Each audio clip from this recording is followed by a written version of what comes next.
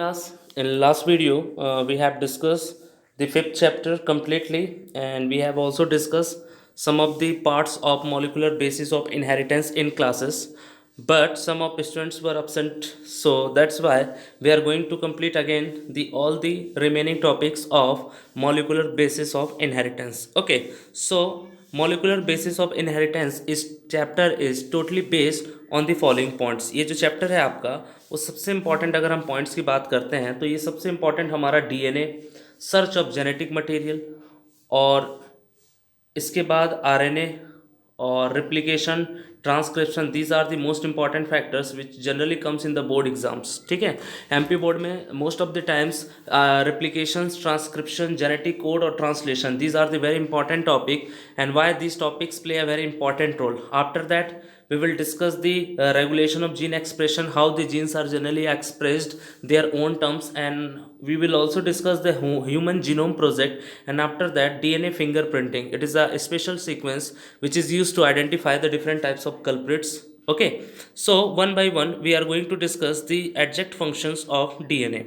So in molecular basis of inheritance, DNA is the first important and beneficial parts, because in most of the times we have discussed DNA in 11th class, 9th class and 10th class also. Okay, so DNA is a long polymer deoxyribonucleotides. It means DNA is double stranded like this. DNA जो होते हैं ये double standard होते हैं. There is orientation of 3' to 5' and 5' to 3'. इनके इस पे जो है ओरिएंटेशंस होता है किसी भी डीएनए सबस्टेंस के.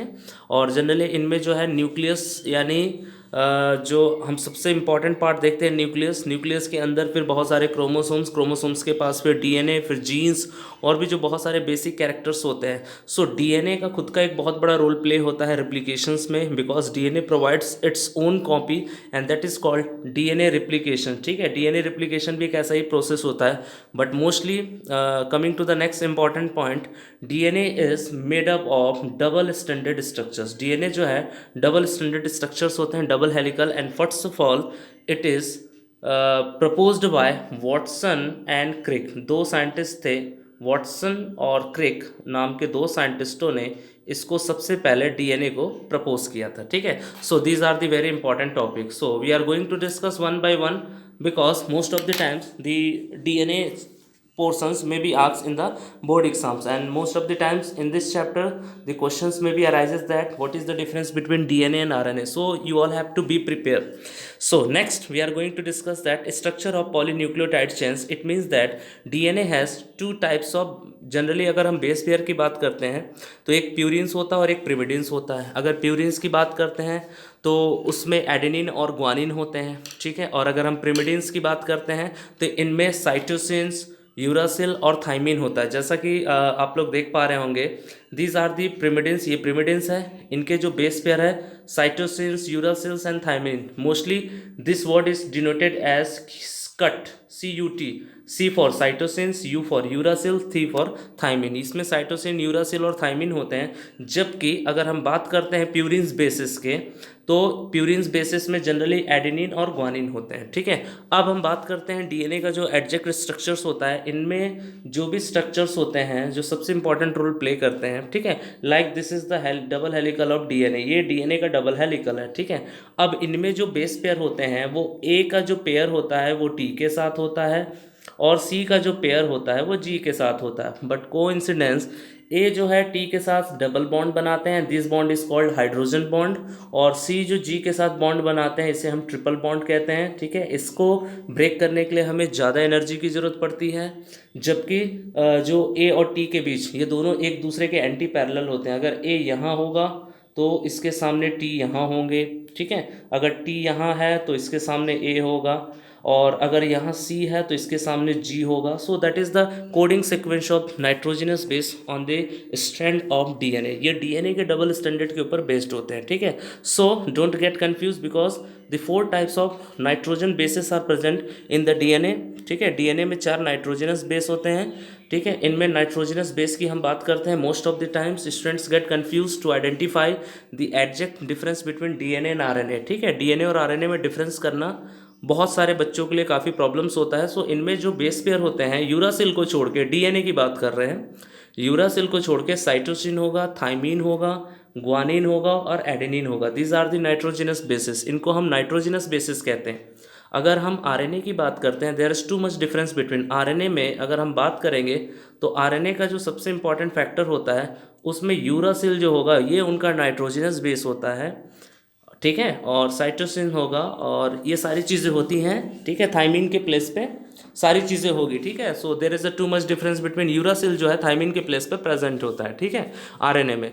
लेकिन डीएनए की बात करते हैं तो डीएनए में यूरासिल जो है जनरली वो absent होते हैं, ठीक है। So next we are going to discuss that most important part. This is a polynucleotide change and it is also making a bond between each other, and the most important part अगर मैं बात बताऊं DNA के formation के लिए, so mostly we require 3 types of substance. हमको phosphate group चाहिए, ठीक है, सेकंड शुगर चाहिए, शुगर के साथ साथ हमको नाइट्रोजनस बेसिस चाहिए। मोस्ट इंपॉर्टेंट अगर मैं बात करता हूँ फॉर्मेशन ऑफ डीएनए, डीएनए का फॉर्मेशन कैसा होता है, तो पहला जो है फॉस्फेट ग्रुप चाहिए हमको, ठीक है। Look at this here,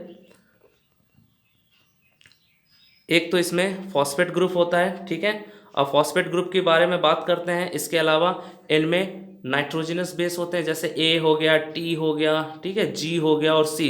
A for adenine, thymine, guanine and cytosine, these are the nitrogenous base, और इनके पास ये शुगर के कंपोनेंट्स होते हैं। सो सारी चीज़ों को मिलाकर most important, once again I am repeating my words, DNA formation के लिए मोस्ट इंपॉर्टेंट एक तो इनको फॉस्फेट ग्रुप चाहिए, दूसरा इनको शुगर चाहिए और थर्ड इनको नाइट्रोजनस बेस चाहिए।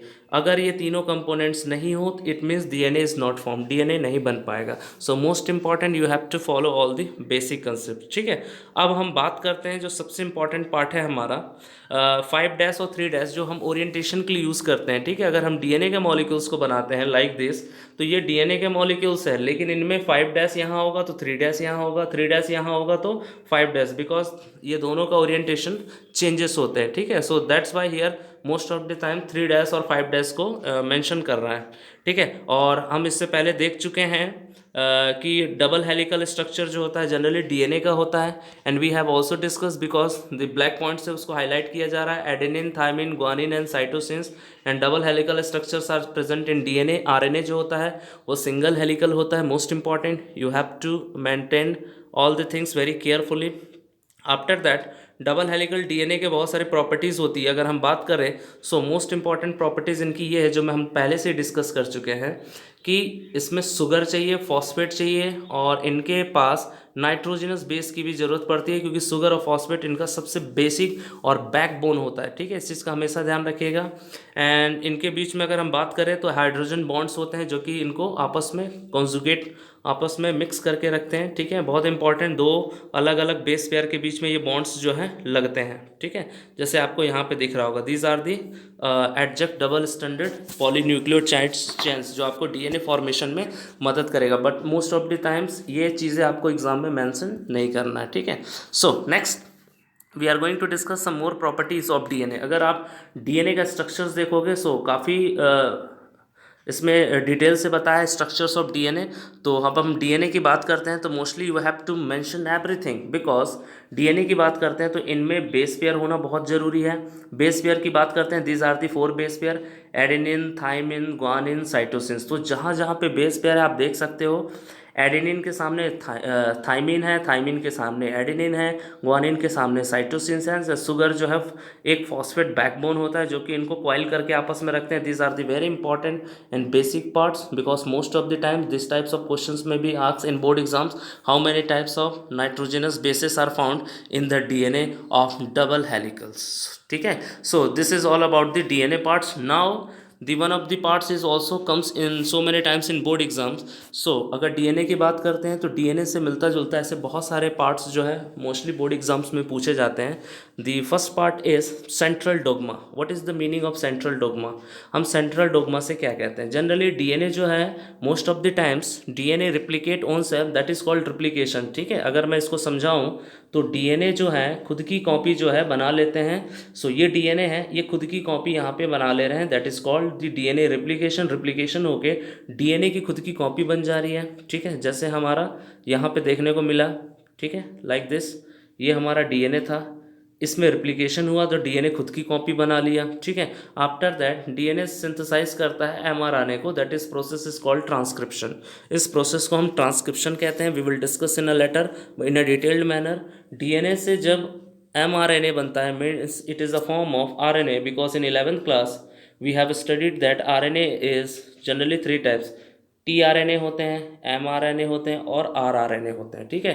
Transfer RNA, messenger RNA and ribosomal RNA, ठीक है। So one by one we will discuss all the points. So first, अगर डीएनए से एमआरएनए यानी मैसेंजर आरएनए का फॉर्मेशन हो रहा है, दैट इज कॉल्ड ट्रांसक्रिप्शन। ये पूरे के पूरे प्रोसेस को हम ट्रांसक्रिप्शन कहते हैं। And after that when the mRNA further do the process to complete the formation of proteins by using amino acids. Generally amino acids जो हैं वो प्रोटीन्स बनाने में सबसे बड़ा रोल प्ले करते हैं, ठीक है।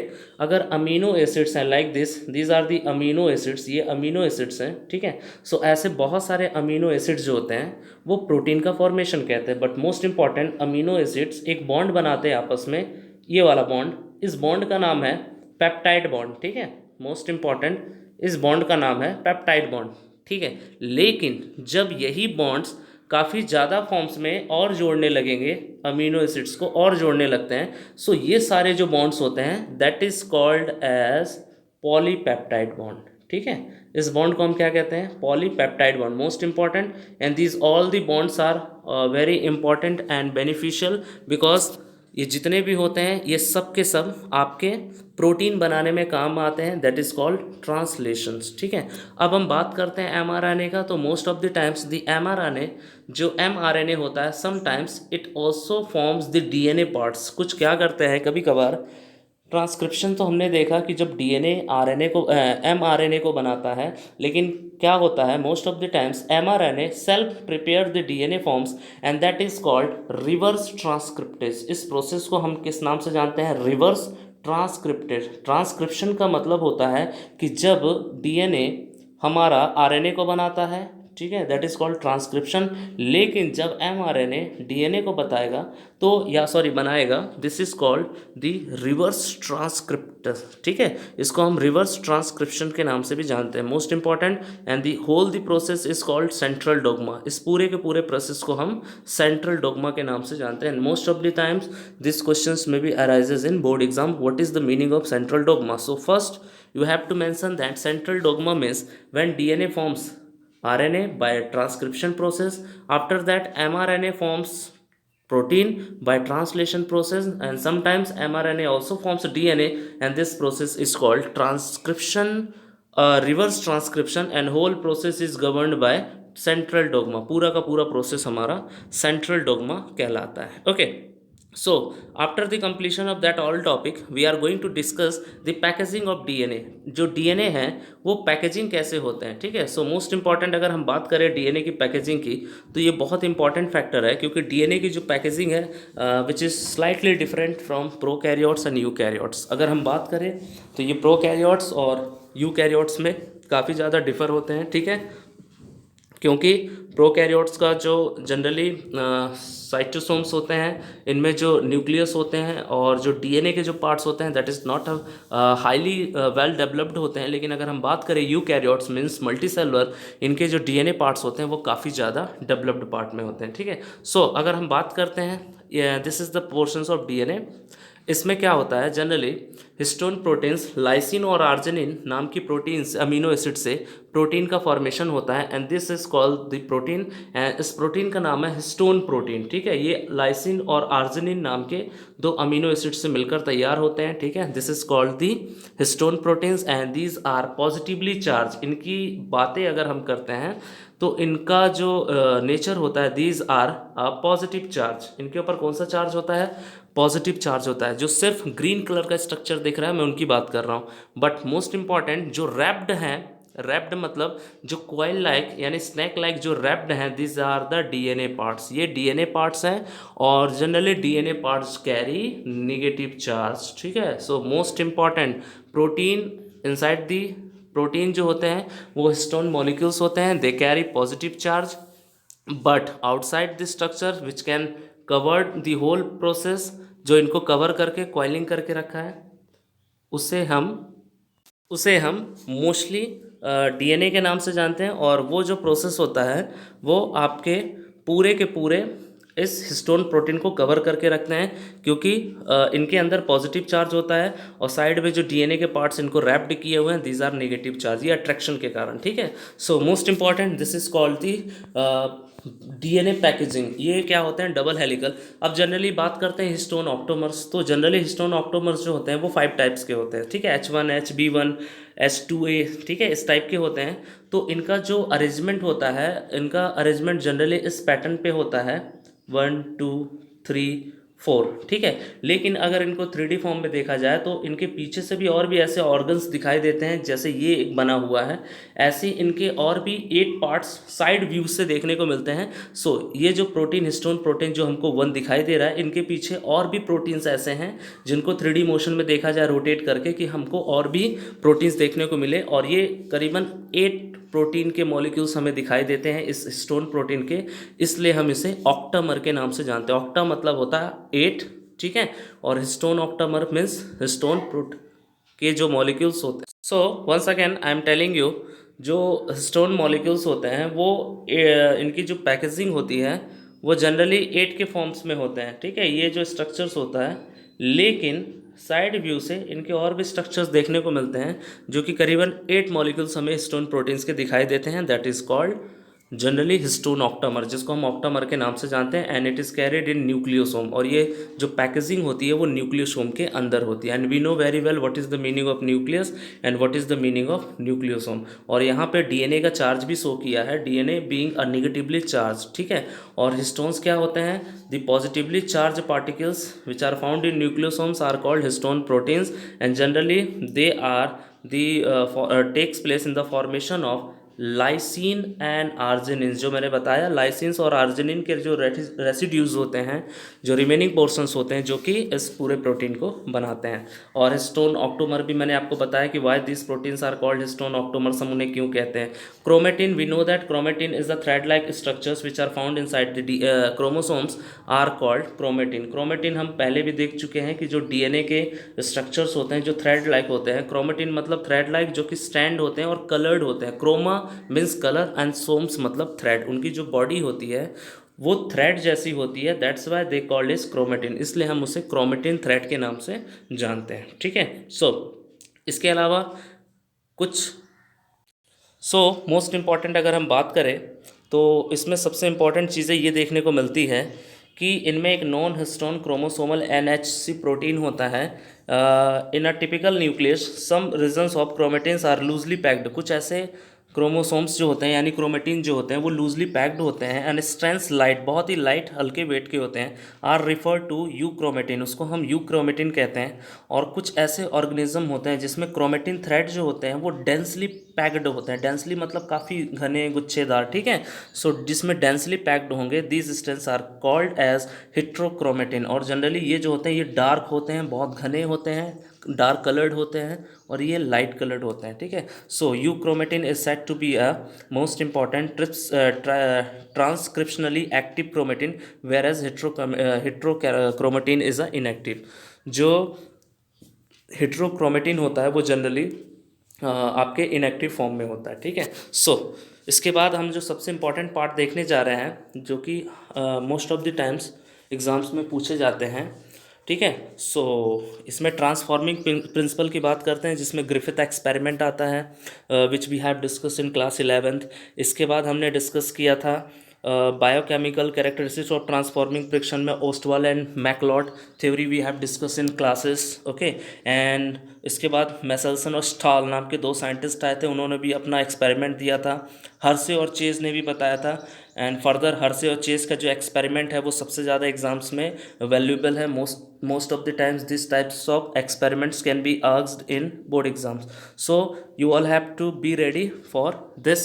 And if you have any doubt, you can contact me in next video. We will discuss some more important part, because we have discussed all the parts. हम हर्चे और चेस का एक्सपेरिमेंट, ग्रिफिथ एक्सपेरिमेंट और radio active जितने भी थे हम सब classes में डिस्कस कर चुके हैं. So you have to study very well. If you get any doubt, you can contact me. Thank you students.